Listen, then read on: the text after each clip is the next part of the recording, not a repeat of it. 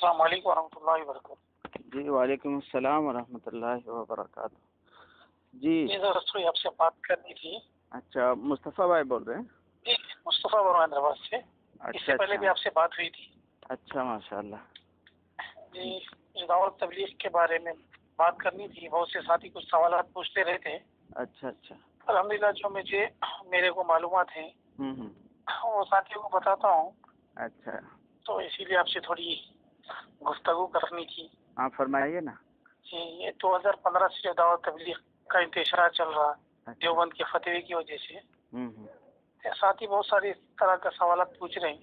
جی جی، تو وہ کس طرح سمجھایا جائے؟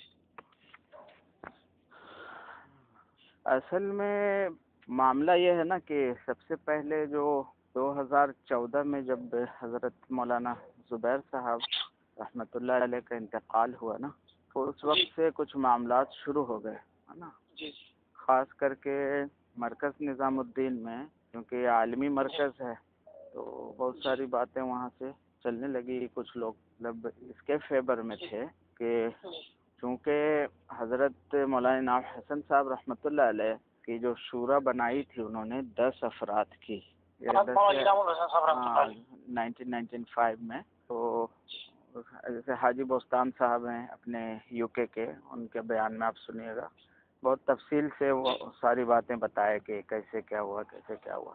تو اس میں طے ہوا کہ ایک امیر کو کیسے طے کیا جائے، تو اتفاق رائے نہیں ہو سکا۔ حالات ایسے بن گئے کہ 3 لوگوں کو افضل سمجھا گیا اس میں سے، ہے نا۔ 3 لوگوں کو، جس میں مولانا زبیر صاحب، مولانا اظہار الحسن صاحب اور مولانا سعد صاحب۔ تو 3 کو جب ذمہ داری دے دی گئی، اور 14-15 مہینہ کے بعد حضرت مولانا اظہار صاحب کا انتقال ہو گیا۔ تو کسی نے کچھ نہیں کہا کیونکہ کام چل رہا تھا، اور دونوں ماشاءاللہ بہت اچھے طریقے سے کام لے کے چل رہے تھے۔ تو جی تو اس کے بعد جو ہے 2014 میں حضرت مولانا زبیر صاحب رحمۃ اللہ علیہ کا بھی انتقال ہو گیا۔ تو یہ جو ایک زمانے سے بہت سارے لوگ بہت سارے اپنے اپنے خواہشات لے کر کے تھے، یا کسی کو کسی سے کچھ باتوں سے مطلب دل پہ لگ جاتا ہے۔ جی، جیسے کسی کو بیان میں آپ کچھ باتیں کر رہا، آپ کچھ تنبیہ کر دیے تو وہ دل پہ لے کے بیٹھ جاتا ہے۔ کچھ باتیں ایسی تھی جو مطلب وہ سب مطلب جو جاننے والے وہ جانتے کیا کیا چل رہا تھا، بہت سارے معاملات تھے۔ تو انہوں نے کوشش کی کہ اب جو ہے نا ایک ایسا جو شورا بنا لیا جائے، اور امیر کوئی نہیں رہے، اور بدل کر کے لوگ ذمہ داری لیتے رہیں، فیصل بنتے رہے۔ تو اب اسی دوران جو ہے بات چلی کہ جو آپ کے 2014 کا جو نومبر میں غالباً ہوتا ہے نا، جو آپ کا بھوپال کا اجتماع ہے نا، تو اس سے پہلے کچھ ایسی بات چلی کہ دیوبند کوئی فتویٰ لانے والا ہے، تو مولانا سعد صاحب کے بعض بیانات کے اوپر میں تو 2014 کا جو آپ کے بھوپال کا جو اجتماع ہوا، تو اس کی مجلس میں مولانا سعد صاحب کی اسپیچ موجود ہے کہ انہوں نے صاف طور پہ کہہ دیا کہ ہمارا منبع و مرجع جو ہے وہ دارالعلوم دیوبند ہے، اور ایک بات یہ کہی کہ تم جس سے استفادہ کرتے ہو، یعنی کہ جو دعوت کے ساتھی ہیں، اجتماع کے شرکاء ہیں، عالم تک تو آواز جا رہی سب تک، تو دیکھو کہ وہ دیوبند سے متفق ہے یا نہیں۔ اگر متفق ہے تو اس سے استفادہ کرو، کیونکہ دعوت و تبلیغ میں نا شافعی بھی ہے، مالکی بھی ہے، حنبلی بھی ہے، حنفی بھی ہے، حتیٰ کہ اہل حدیث لوگ بھی لگے ہوئے ہیں۔ ہاں، یہ الگ بات ہے کہ اس کا جو مرکزی کردار میں ہیں وہ سارے حنفی دیوبندی لوگ ہیں، ہے نا۔ تو خیر جی ہاں، یعنی پوری دنیا کے لوگ جڑے ہوئے ہیں، اور پوری دنیا میں تو الگ الگ مسالک ہیں نا، جب اس کی تقسیم ہے ایک طرح سے۔ سعودیہ میں آئیں گے تو حنابلہ ملیں گے، ادھر افریقہ ملکوں میں جائیں گے تو شوافے ملیں گے، ہے نا۔ ادھر آپ کے ہمارا جو کوسٹل ایریا ہے انڈیا کا، اور اس کے بعد ادھر سے جب سری لنکا سے ادھر پورا چلے جائیں گے انڈونیشیا ملیشیا، تو شوافے لوگ ہیں۔ بر صغیر میں زیادہ احناف ہیں، افریقہ میں زیادہ مالکی لوگ ہیں، ہے نا. جی اور جو یورپ اور امریکہ میں جو ہے مخلوط آبادی ہے. آبادی. تو اب یہ مسئلہ مطلب پروان چڑھنے لگا جب دارالعلوم نے اس کے بعد بھی ٹھیک وہی اس کے اجتماع کے بعد جو ہے ایک فتویٰ شائع کر دیا کہ ان سے جو ہے مولانا سعد صاحب کے ذریعے سے کچھ باتیں ہو رہی جو متنازع ہیں. تو مولانا سعد صاحب نے اس پہ جو ہے لکھ کر کے دے دیا کہ یہ باتیں اگر جن باتوں پہ اعتراض ہے تو ان باتوں کا کتابوں میں وجود ہے، یعنی کتاب میں مراجع موجود ہیں. تو انہوں نے کہا نہیں بھائی ہم کو یہ سب مت دو، دلیل ولیل مت دو، آپ رجوع کرو. تو ایک 2 3 4 خطوط مولانا سعد صاحب کی طرف سے گئے. تو اس میں ایک بات دارالعلوم دیوبند پہنچے، اور دیوبند والوں نے حتیٰ کہ یہ سننے میں مولانا ارشد مدنی صاحب اور بھی دوسرے لوگوں سے سننے کو یہ ملا، ان کی ریکارڈنگ سنی تو میں نے کہ کیا کہتے ہیں ان کو، ہاں دوسرے رجوع نامہ جو آیا تھا تو اس کو لے کر کے دارالعلوم کے اساتذہ بیٹھے تھے میٹنگ میں، مفتیان، اور انہوں نے طے کیا تھا کہ ہاں یہ ہم مطمئن ہیں. ہاں دارالعلوم دیوبند میں. تو جو لے کر کے گئے تھے نا ان کو لکھ کر کے ایک رسید دے دیے، یعنی کہ وہ لیٹر ہیڈ میں، وہ بھی میں نے دیکھا کہ ہم مطمئن ہیں اور رجوع نامے سے، ہاں رجوع نامے سے مطمئن ہیں، اور ہم جلد ہی جو ہے اس کو شائع کر دیں گے، یعنی کہ اس کو لکھ کر کے دے دیں گے کہ ہمارا جو مطالبہ تھا وہ پورا ہو گیا. جی. تو اس میں پھر جو ہے نا ابھی اس کے بعد ہم لوگوں کو یہ بات ملتی ہے کہ یہ وفد جو گیا تھا ان کا رجوع نامہ لے کر کے وہ واپس آ گیا. تو کچھ لوگ، اب ان کے نام آپ جانتے ہوں گے شاید، کہ وہ لوگ کہتے ہیں کہ ہم نے جو ہے دارالعلوم سے دیوبند سے خط بھیج چکے تھے، ان کا یعنی رجوع قبول ہو گیا. بلکہ ابھی راستے میں تھے کہ مولانا صاحب کا پھر بیان آ گیا.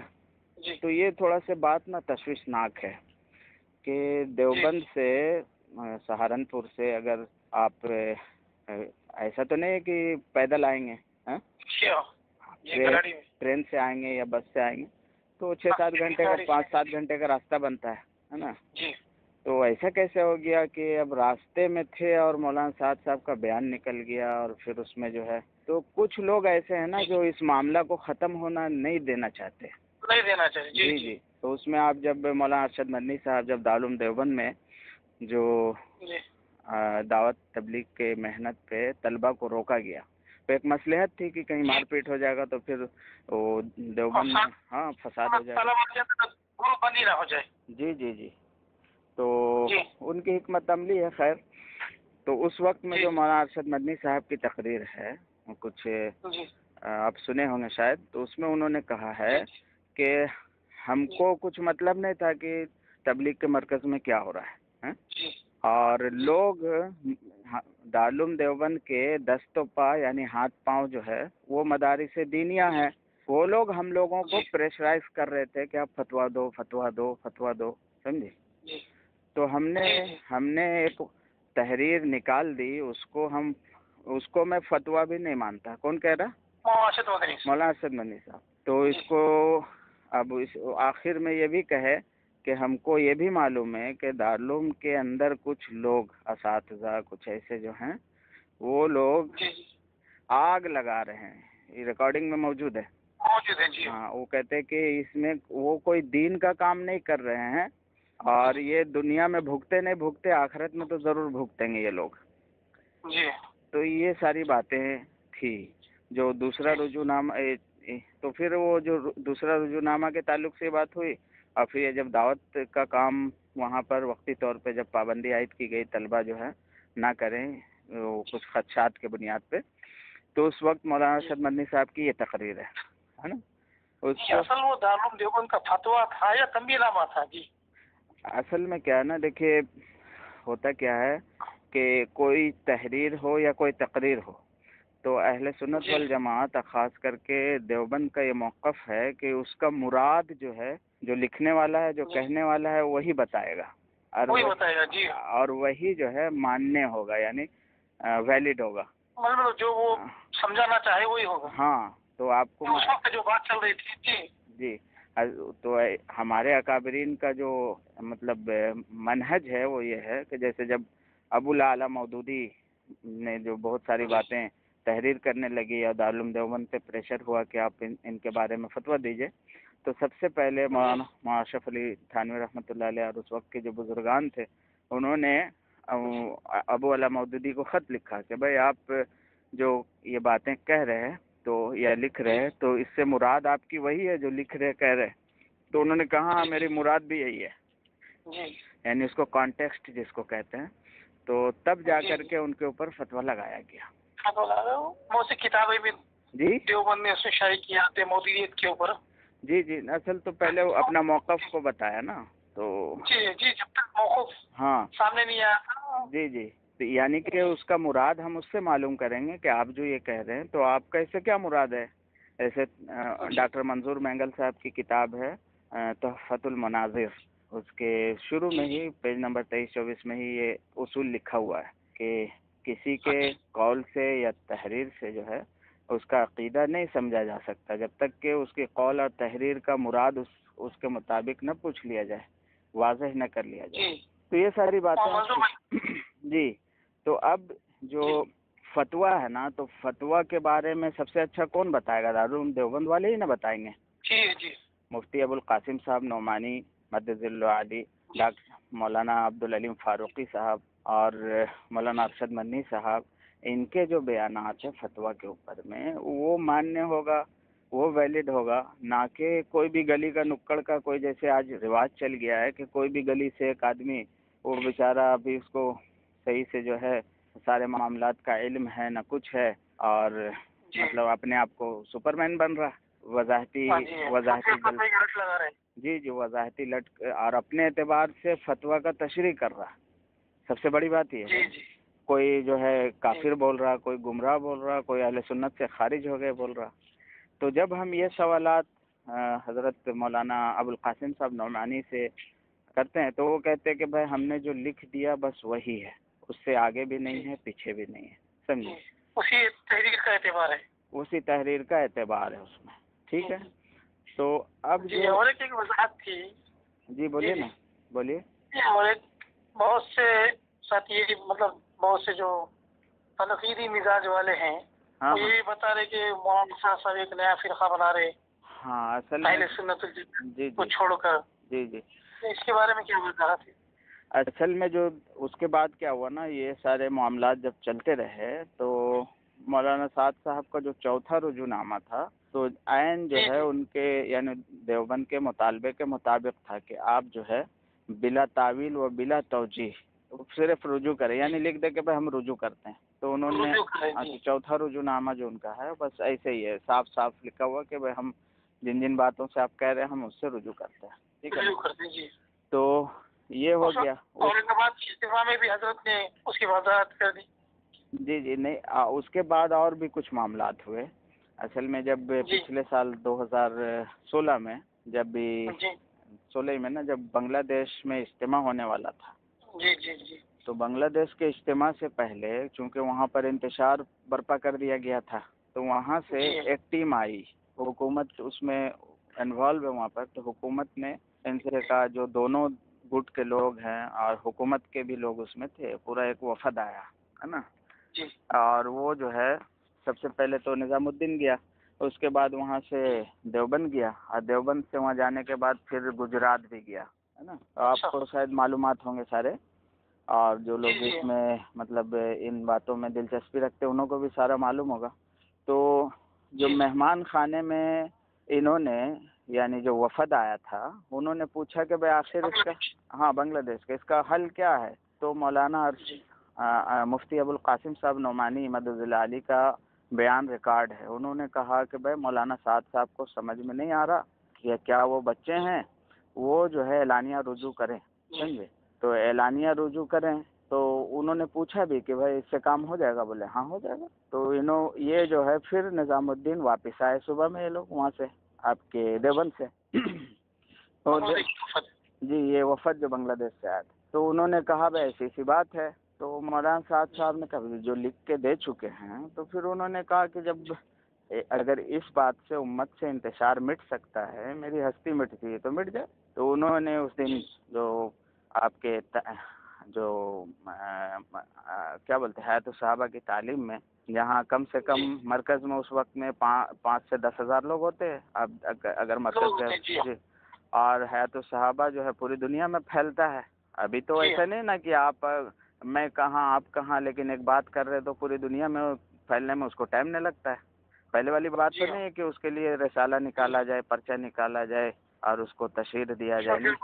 بس ابھی تو ملٹی میڈیا سروس ایک دم اویلیبل ہے، فٹ فٹ سب طرف چلا جاتا ہے، ساری دنیا میں پھیل جاتا ہے. تو مولانا سعد صاحب نے وہاں پر اعلانیہ رجوع کر لیا. اس کے بعد حیات الصحابہ کی تعلیم میں، تو اس کے بعد انہوں نے پوچھا بھی بنگلہ دیش کے وفد سے کہ بھائی آپ مطمئن ہیں؟ بولے ہم مطمئن ہیں، کیونکہ جو مطالبہ انہوں نے کیا تھا تو وہ مطالبہ آپ نے پورا کر دیا. اب یہ جو ہے پورا کر دیا. اب یہ جب آپ کے وہاں پہنچے ہیں کیا بولتے ٹونگی اجتماع میں، یعنی بنگلہ دیش کا اجتماع میں، تو وہاں انتشار اجتماع گاہ میں انتشار نہیں تھا، بلکہ باہر جو ہے علماء طلباء یہ سب جو مدرسہ کے بچے ہیں تو یہ سب ہلڑ بازیاں کرنے لگے، روڈ جام اور یہ وہ لن پن. تو پھر وہاں پر آپ اجتماع گاہ نہیں گئے، کیونکہ وہاں پر معاملہ تھوڑا سا ٹیڑھا تھا کہ ایک طرف تو سمجھیے کہ 10 لاکھ کے قریب جو ہے اجتماع گاہ میں لوگ تھے اور 10-20 ہزار لوگ روڈ جام کیے ہوئے تھے اور نعرہ بازی کر رہے تھے. تو اگر تھوڑا سا بھی اگر بد احتیاطی ہو جاتی تو معاملہ بہت بگڑ جاتا ہے نا. انتشار کی کیفیت تو اپنا کام تو عالمی ہے، ایک اجتماع کی بات تو نہیں ہے، عالم کا کام ہے. تھوڑا سا کچھ ہوگا تو پوری دنیا میں اثر ہوگا. تو اس پہ سارے دنیا والے تو اس پہ مولانا سعد صاحب کی ہمت پہ، ان کے فیصلوں پہ جو ہے وہ مطلب بہت متاثر ہوئی کہ انہوں نے اجتماع میں جانا ترک کر دیا، ان کے مطالبات کو مان لیا اور واپس آ گئے. اور وہاں جب وہاں کے لوگوں نے کہا بھائی ایسا ایسا ہے، لوگ کہہ رہے کہ اعلانیہ رجوع، تو وہاں بھی کر دیا ایک مرتبہ، ہے نا. تو اب کچھ لوگ شوشہ لگاتے ہیں نا کہ یہ رجوع میں یہ بات تھی وہ بات تھی، تو یہ سب ڈھکوسلا ہے ایک طرح کا. آپ ہم بتائیں کہ ہمارا جو ماخذ ہے، یعنی ہمارا جو سورس ہے وہ قرآن و سنت ہے، کتاب و سنت ہے. تو آپ سے ہم پوچھتے ہیں کہ آپ کو معلوم ہوگا کہ حضرت عمر رضی اللہ تعالیٰ عنہ ایک مرتبہ بیان کر رہے کہ بھائی تم عورتوں کا مہر کم سے کم رکھو، ہے نا. تو ایک بوڑھی عورت کھڑی ہو گئی کہ اللہ پاک تو قرآن میں کہتا ہے کہ تم عورتوں کو اچھا سے اچھا مہر دو، اور عمر تو کہتا ہے کہ کم سے کم رکھو. تو اب حضرت عمر رضی اللہ تعالیٰ عنہ نے کیا الفاظ ادا کی کہ ایک عورت جو ہے عمر پہ بھاری ہو گئی. اب ایسی ذہنیت کے لوگ رہتے تو وہاں کہا کہتے نہیں ایسے رجوع کرو، یوں رجوع کرو. یہ سب جو ہے ڈھکوسلا بازی ہے، سمجھے. تو اس کے بعد اور بھی باتیں ملتی ہیں. حضرت عمر رضی اللہ تعالیٰ عنہ نے ایک مرتبہ جو حجر اسود کے سامنے کہا کہ یہ پتھر ہے اور اس پتھر سے نہ نفع ملتا نہ نقصان ملتا. تو حضرت علی رضی اللہ تعالیٰ عنہ وہاں کھڑے تھے، انہوں نے کہا کہ نہیں، یہ پتھر جو ہے شفاعت بھی کرے گا، اس سے نفع بھی ملے گا. تو پھر عمر رضی اللہ تعالیٰ عنہ نے ہاں بات صحیح ہے. تو ایسا نہیں کہ پھر لوگوں نے کہا کہ آپ کھڑے ہو کے اعلان کیجئے کہ آپ جو بولے ہیں تو یہ غلط ہے اور ہم اس سے رجوع کرتے ہیں، اور اس طرح سے مجمع میں کیجئے اور اس طرح سے کیجئے. تو یہ سب کیا ہے کہ یہ چاہتے ہیں کہ معاملہ ایسے ہی چلتا رہے، الجھا رہے، یہ سلٹے نہیں. تو اب یہ ساری باتیں تو ہو گئی، ہے نا. اب یہ تو ایسا نہیں نا کہ صرف انڈیا میں یہ باتیں چلی، تو ساری دنیا کے کام کرنے والے علماء فقہا سب سن رہے ہیں، سب کو ساری کارگزاریاں پہنچ رہی کہ بھئی کیا کیا باتیں چل رہی. اس کے بعد سے جو ہے اب خاص کر کے ہمارے ہندوستان میں شورا والوں نے یہ باتیں پھیلانی شروع کر دی کہ مولانا سعد صاحب اہل سنت والجماعت سے خارج ہو گئے ہیں اور گمراہ ہو گئے ہیں. آپ دیکھیں گے ان کے جو وکلا ہیں، یعنی ان کے جو ریپرزینٹیٹیوز ہیں، وہ کیسی باتیں کرتے ہیں. تو حتیٰ کہ ہم لوگ کسی مسجد کے امام کو گمراہ بولنے میں ایک مرتبہ سوچیں کہ عالم دین ہے، اتنی بڑی شخصیت، اس کو کھلے عام جو منہ میں آ رہا وہ بول دے رہے. تو یہ ساری باتیں دنیا میں پھیل رہی، ساری دنیا تک پہنچ رہی، اور سارے دنیا کے علماء اور بڑے بڑے محدثین جو ہے فکر مند ہے اس کے لیے. تو آپ دیکھیں گے کہ پھر سب سے پہلی آواز جو نکلی ہے بڑے علماء میں سے جو ہے نا، وہ اپنے ایک تو اپنے حضرت، یہ تو ابھی حال کا ہے نا، اس سے پہلے تو مولانا یوسف مطالعہ صاحب جو مولانا زکریا رحمۃ اللہ علیہ کے خلیفہ ہیں، انہوں نے آواز جی جی اور اس کے بعد جو ہے پھر ایک لائن لگ گیا، مطلب بڑے بڑے علماء جو ہے بولنے لگے کہ بھائی اس سے، تو اصل میں کیا ہے جو آپ اس کے بعد جو سوال کر رہے تھے کہ فرقہ فرقہ والی بات چل رہی، تو فتنوں نے جی یہ مسئلے کو بہت الجھا ہے۔ جی جی جی اب لوگوں کے پاس ہے کوئی چیز ہے نہیں بات کرنے کے لیے، جی جی ایک نیا چوچا فتنی یہ مچا رہے کہ بھئی مولانا صاحب اہل سنت کو چھوڑ کے ایک نیا فرقہ بنا رہے۔ نہیں، اصل میں اس میں کیا ہے نا، دیکھیے فرقہ جو ہے، فرقہ کا جب آپ لغوی معنی دیکھیں گے نا تو اس میں آئے گا کہ جماعت، گروہ، گروپ، جی ہے نا۔ تو اب کوئی جماعت یا گروہ یا گروپ اگر حق والی ہے تو وہ تو یعنی کہ خراب تو نہیں ہے، وہ بیکار تو نہیں ہے۔ ہاں جو باطل فرقہ ہے وہ بیکار ہے، اس کے بارے میں وہی نہیں آئی ہے نا۔ تو اب اچھا دوسری بات جو ہے فرقہ جو بنتا ہے نا ایک موقف سے بنتا ہے نا، یعنی کچھ باتیں ہوتی ہے، کچھ ان کا منشور ہوتا ہے، کچھ ان کا جو ہے ٹارگٹ ہوتا ہے کہ ایسا ہم کو کرنا ہے جو کتاب و سنت سے ہٹ کے ہوتا ہے۔ تو جی اب ہم جماعت کا عقیدہ ہے۔ جی جی جی تو اب ہم بتائیں، دیکھیے جو اس کے بعد جو یہ جو اصل میں دیکھیے جو شورا والے ہیں وہ دارالعلوم کے فتوے کے آڑ میں اپنا سارا کام چلانا چاہتے ہیں کہ ان کے پاس تو ہے کچھ نہیں، ہے نا، کچھ فتنہ مچا رہے۔ دوسری بات ہے کہ دیکھیے فرقہ کون بنا رہا، آپ اس کو غور کیجئے کہ ایک جماعت جو ہے دعوت و تبلیغ میں 2 گروپ ہے، ہو گیا ہے، اللہ پاک اس کو ختم کر دے اور پھر سے جو ہے میل محبت پیدا کر دے، آمین۔ ایک گروپ یہ کہہ رہا ہے کہ ہم یعنی کہ کتاب و سنت کے تابع ہو کر کے امارت اور اس کے زیر میں شورا کو مانتے ہیں، ہے نا، یعنی جو شورا ہے وہ امیر کے تابع رہے گی، ہے نا۔ تو یہ حضرت ابوبکر رضی اللہ تعالیٰ عنہ کے زمانے سے لے کر کے آج تک چلا آ رہا ہے نا۔ جی تو جیسے ہمارے جی امیر کے شورا کا کام ہے رائے دینا، ہے نا۔ شورا کا کام تو یہ نہیں ہے کہ آپ بدل کر کے امیرے بن جانا۔ ہم لوگ تو کتاب و سنت کے پابند ہیں نا، اہل سنت والجماعت کا موقف ہے کہ پہلے قرآن شریف، پھر جو ہے احادیث صحیحہ یا سنت رسول اللہ صلی اللہ علیہ وسلم، اور وہاں پر بھی جب بات نہیں بنے گی تو اجماع امت پہ جائیں گے، ہے نا، اور اجماع امت بھی جب نہیں ملے گا تب قیاس مجتہد ہے نا۔ تو اہل سنت کا موقف تو یہ ہے۔ اب یہ کیا کر رہے کہ نہ قرآن کو مان رہے، اطیعوا اللہ واطیعوا الرسول واولی الامر منکم، ہے نا، کہ اللہ کی مانو، اللہ کے نبی کی مانو، اور تمہارے اوپر جو امیر ہے اس کی مانو، نہ حدیث کی مان رہے۔ حدیث میں ہے کہ تم 2 بھی 3 بھی سفر میں جاؤ تو اپنا ایک امیر بنا لو، ہے نا۔ جس جماعت کا امیر نہیں ہوتا اس جماعت کا امیر شیطان بن جاتا ہے نا۔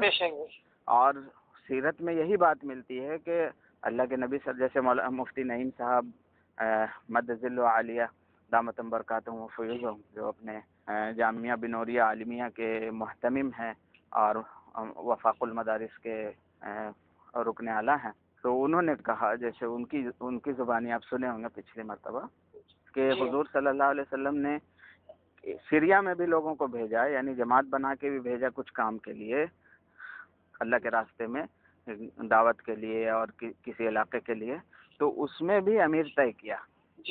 یہی موقف مولانا سلیم اللہ خان صاحب رحمۃ اللہ علیہ کا تھا، جو وفاق المدارس کے ناظم اعلیٰ تھے، صدر تھے، اور انہوں نے اسی 2 سال پہلے ہی خط لکھ دیا تھا کہ یہ جو آپ بنا رہے یہ کتاب و سنت سے کہیں سے ثابت نہیں ہے نا۔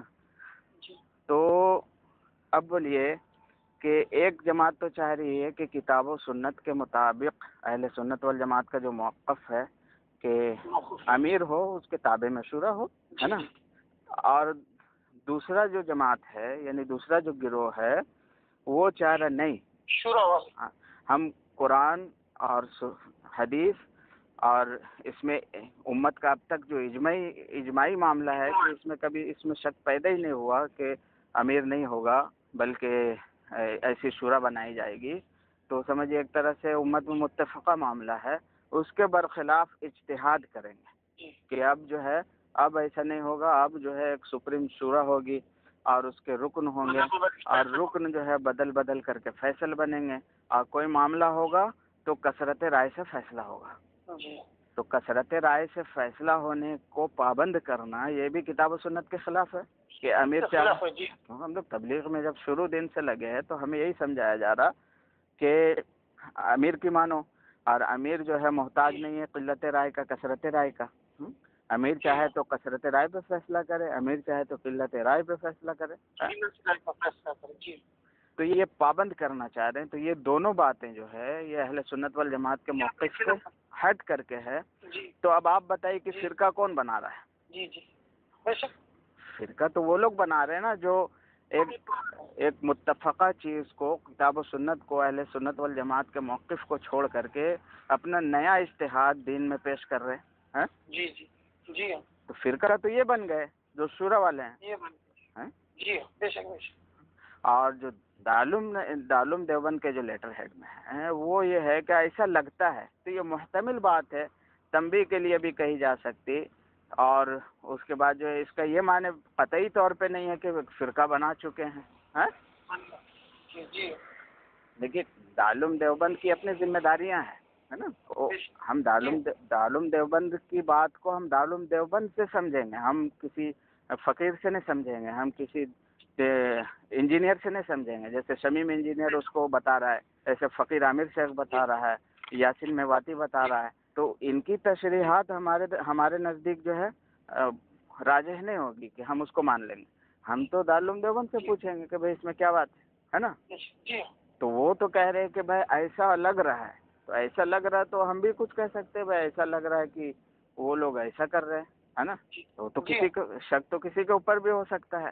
اور حقائق سے جب روشناس ہو رہے تو بڑے بڑے علماء جو ہے پھر کہہ رہے کہ بھائی آپ جو ہے دارالعلوم سے یہ فتویٰ والا جو سین ہے اس کو ہٹاؤ، کیونکہ اس سے امت میں انتشار پیدا ہو رہا، اور ایک فریق جو ایک فرقہ بن چکا ہے، گروہ بن چکا ہے، جو دعوت تبلیغ کی محنت کو مطلب ایک الگ ڈھنگ سے لے کر کے چلنا چاہتا ہے، وہ اس فتوے کے آڑ میں اپنا کام چلانا چاہتا ہے، کیونکہ ان کے پاس تو ہے کچھ نہیں.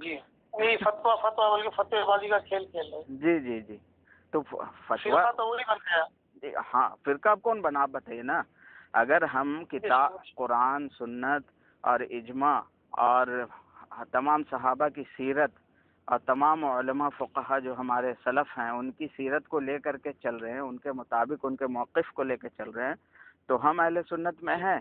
یا جو اس کو ہٹ کر کے ایک نیا چیز ابھی 2014 میں 15 میں پیش کر رہا، وہ موقف درست ہے یا یہ موقف درست ہے؟ آپ بتائیے نا. تو فرقہ کون بنا رہا؟ جو اجماع امت سے ہٹ رہا، جو کتاب و سنت سے ہٹ ہے نا. اب وہ کہیں گے کہ لوگ کیا کہتے ہیں، ایک سوال اور کرتے ہیں نا اس میں کہ بھائی جو ہمارے اس میں کچھ لوگوں کو یہ بات ہے کہ بھائی جو اپنی تبلیغ میں اپنی ہڈیاں گلا دیے اور مولا ان کے دادا کے ٹائم سے لگے ہوئے ہیں. ارے بھائی تو دعوت و تبلیغ میں پہلا دن سے جو ہے 6 صفات سکھایا جاتا ہے. اس میں ایک صفت جو سب سے ضروری ہے، بہت ضروری ہے، وہ اخلاص کی صفت ہے نا. کہ بھئی اس کام سے ہم کو نہ عہدہ چاہیے، نہ کرسی چاہیے، نہ کچھ چاہیے، ہم کو تو اللہ سے لینا ہے. بے شک. تو کوئی یہ سوال کرتا ہے کہ بھائی ہاں کہ وہ اتنا لگائے. جی اصل کام تو اخلاص ہے. اخلاص ہے. اگر مان لیجئے کہ کسی کو کچھ نہیں ملا، ہم اگر 50 سال دن کا محنت کیے اور ہم کو شہر کے شورا میں جگہ نہیں ملا، یا ہم امیر نہیں بنے، یا جماعتوں میں ہم مامور بن کے ہی چلتے رہے، تو کیا ہم ناکامیاب ہو گئے؟ جی. ہماری کامیابی تو یہ ہے کہ اللہ رب العزت اخلاص سے چلتے رہیں، موت آ جائے جا کے اللہ سے بدلہ لے. تو یہ کہنا کہ بھائی ان کا بھی حق ہے، بھائی حق کا یہاں پہ کوئی جائیداد بانٹ رہا ہے یہاں پہ؟ یہاں تو کام ہے، کام میں آدمی اپنے آپ کو کھپاتے رہے، اللہ سے اس کا بدلہ مانگتے رہے، اللہ پاک خود بلند کر دیں گے، درجات بلند کر دیں گے. سب کچھ اللہ کے ہاں. تو اللہ کی مرضی نہیں ہوگی تو اللہ پاک اپنے پاس بلا کے اس سے بہترین بدلہ دے دیں گے. جی. تو یہ ساری چیزیں ہیں، اللہ پاک سے بس دعا کرتے رہیں. اور سب سے بڑی بات ہے نا کہ اللہ رب العزت جو ہے ہم سبوں کو حکم دیتا ہے، ان اللہ یامر بالعدل والاحسان وایتاء ذی القربى وینہی عن الفحشاء والمنکر. تو عدل کا حکم دیتا ہے، انصاف کا حکم دیتا ہے نا. اس کی تفسیر میں جائیے گا نا، آپ کے تفسیر ابن کثیر میں معارف القرآن میں بہت زبردست مضمون لکھا ہوا ہے، ایک مرتبہ پڑھنا چاہیے. سورہ نحل کی آخری آیتیں ہیں. تو ہم لوگوں کو نا معتدل رہنا ہے, مطلب اعتدال سے کام کرنا ہے, کہ ایسا نہیں ہو کہ ہمارے طرف سے بھی جو ہے ظالم کے خلاف جو ہے آوازیں اٹھائیں, ایسا بھی اچھا نہیں ہے. اور ایسا بھی نہیں کہ ہم بس اپنا کام کرتے رہنا ہے, لوگوں کو صحیح باتیں پہنچاتے رہنی ہے. انشاءاللہ دیکھیے آپ, ہم تو آپ کو بتا رہے 2014 سے جب یہ معاملہ چل رہا ہے, تو شروع سے سارا جو ایونٹس آ رہے ہیں نا, جو بھی مطلب معاملات آتے جا رہے ہیں, تو اللہ کے فضل سے میرے نگاہ سے گزر رہے, میرے کانوں سے گزر رہے.